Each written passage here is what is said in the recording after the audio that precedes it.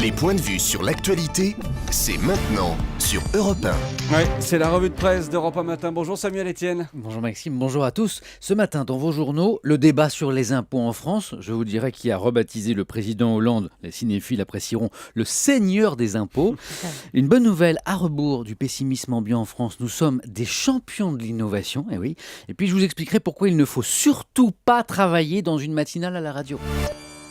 Mais tout d'abord, Nafissatou Diallo n'est jamais entré dans la chambre de DSK au Sofitel de New York. C'est le petit plaisir que je m'offre en cette dernière revue de presse de l'été, me pencher à nouveau, Dieu que j'ai aimé cette série sur l'histoire revisitée en fiction. Par Libération. Fiction, le mot est important. Libé, qui imagine donc, allez lire le papier, c'est vraiment drôle, que Nafissatou n'est pas rentrée finalement dans la chambre de DSK parce que au moment de le faire, elle a entendu des bruits, explicites dans la chambre. Alors du coup, elle a décidé d'aller faire le ménage dans la chambre d'à côté. Et là, elle tombe non pas sur DSK, mais sur KL, Karl Lagerfeld.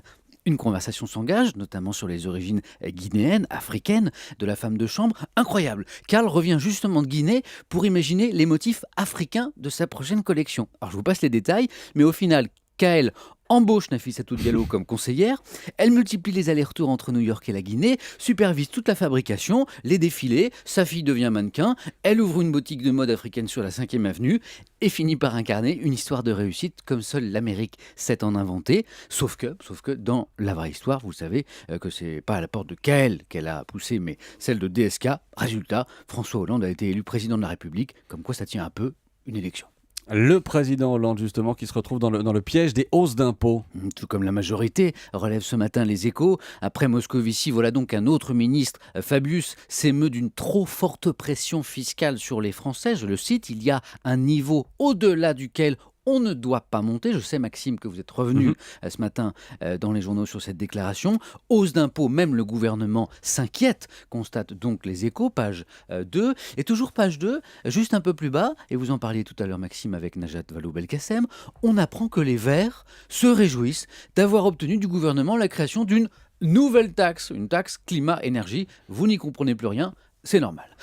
Et sachez, messieurs Moscovici et Fabius, que vous n'êtes pas les seuls à vous alarmer. John Malkovich, vous voyez, celui qui est parfois présenté comme le plus français des acteurs américains. Bien, voilà ce qu'il déclare dans le Parisien Magazine. « J'adore la France, mais les impôts y sont beaucoup trop lourds. » Il évoque le contrôle fiscal qu'il a subi dans notre pays, qui a duré 10 ans quand même, ou encore la pièce de théâtre qu'il a montée en 2008 à Paris, Good Canary, qui non seulement ne lui a pas rapporté l'argent, mais lui en a coûté en charge sociale, ayant fait travailler une trentaine de personnes pendant 6 mois. Et je prends un autre magazine, vous savez comment Le Point a rebaptisé le président Hollande le seigneur des impôts. Le seigneur des impôts épisode 2, en raison des hausses à nouveau attendues en 2013. Du coup, j'imagine ce matin l'inquiétude des cinéphiles qui savent, eux, que le film Le Seigneur des Anneaux est une trilogie, voire une tétralogie, si on compte Bilbo le Hobbit.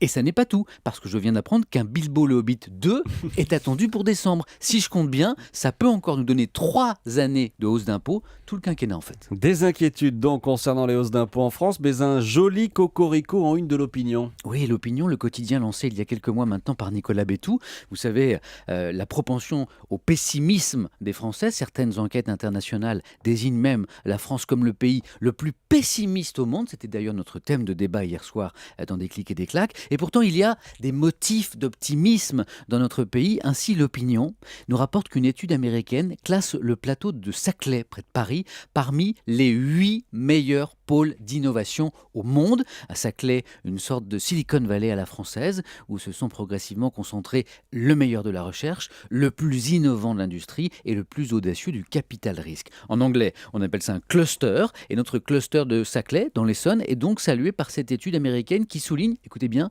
la culture entrepreneuriale française et la politique d'accueil de notre pays. De quoi fourbir quelques arguments aux pessimistes et déclinistes de tout poil, légion, vous le savez, dans notre beau pays. Et puis à propos de classement encore, allez lire dans l'Équipe ce papier très bien fait sur les 40 ans du classement ATP réunissant les meilleurs joueurs de tennis de la planète. Sachez qu'en 40 ans, seuls 27 joueurs ont occupé la place de numéro 1 de ce classement, de ce Graal des tennismen. Alors le champion toute catégorie, celui qui est resté numéro 1 le plus longtemps, c'est Federer, suivi de Sampras, Lendl, Connors, Jimmy Connors, qui déclarait à ce propos « Le super avantage d'être numéro 1, c'est que tout le monde est derrière vous ». C'est pas faux. Oui, c'est pas faux. Ce matin, vous vouliez aussi me mettre en garde, Samuel ? Ouais, vous Maxime, et Thomas Soto aussi. Et tous ceux qui travaillent en ces heures étranges du petit matin, qui se lèvent vers 2h, 3h pour aller travailler. La Croix revient sur la mort de ce jeune stagiaire dans une banque londonienne, mort d'épuisement apparemment après 72 heures de travail sans dormir. Le Figaro a interrogé des médecins, des scientifiques, et ils sont formels. Accumuler un nombre trop important d'heures de travail a un impact majeur sur la santé. Le neurobiologiste Claude Gronfier pointe surtout le danger du petit matin, la zone la plus à risque, dit-il. Tout est fait par le cerveau pour maintenir le sommeil et c'est le moment le moins favorable pour solliciter l'organisme. Alors ménagez-vous Maxime. Je vais essayer. Et ménagez-vous Thomas Soto aussi, qui est arrivé lundi à la matinale d'Europe 1 et qui déclarait ce matin dans Le Parisien aujourd'hui en France, il y a 2 choses que j'aime bien faire, me coucher tard et dormir tard. C'est raté. C'est raté. Il ajoute, du coup pour moi la matinale sera vraiment un rôle de composition, raison de plus Thomas pour vous ménager. Voilà, Thomas qu'on retrouvera dès 6h lundi. Un dernier conseil pour finir. Oui, à lire dans la jolie série de la Croix baptisée « Le ciel dans tous ses états », cette invitation de l'Association pour la protection du ciel et de l'environnement nocturne à lever le ciel, à regarder le ciel la Levez le nuit. nez. Oui, à lever le nez, pardon, bien sûr. Je me permets. Oui, le lever le ciel, c'est beaucoup plus dur. Je lis, le ciel nous offre chaque nuit une chance d'évasion. Une seule étoile vue d'une fenêtre peut suffire à ce besoin. Laissons-nous bercer, racénérés par quelque chose de simple, ample, paisible, lorsqu'il devient possible de retrouver le contact avec un autre monde éloigné de nos artifices. Et à propos de simplicité, et juste avant de se quitter, un grand merci à vous Maxime, qui m'avez accueilli avec beaucoup de chaleur et de convivialité dans votre matinale.